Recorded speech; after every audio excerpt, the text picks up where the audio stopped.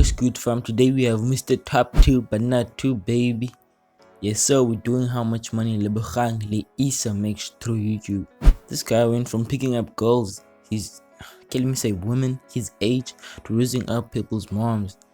But okay. But anyway, his videos are entertaining and get a ton of views. Currently at the time of recording, he has over 130,000 subscribers, and man, he's doing well in his own right. Speaking of subscribers, can you please subscribe? And with that, without any further ado, let's get it.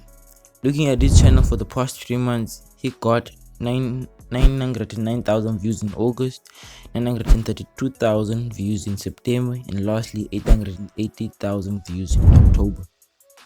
What you're going to do now is to get an average for the months that have currently, like previously listed, to get one number that we're going to use on our equation, but more on that later. So we're going to add these numbers together: 909,000 plus 808,000 and 932,000 together, and then divide it by 3 to get an average of 907,276 views per month. Lebogang Leisa has an RPM of 26 Rand.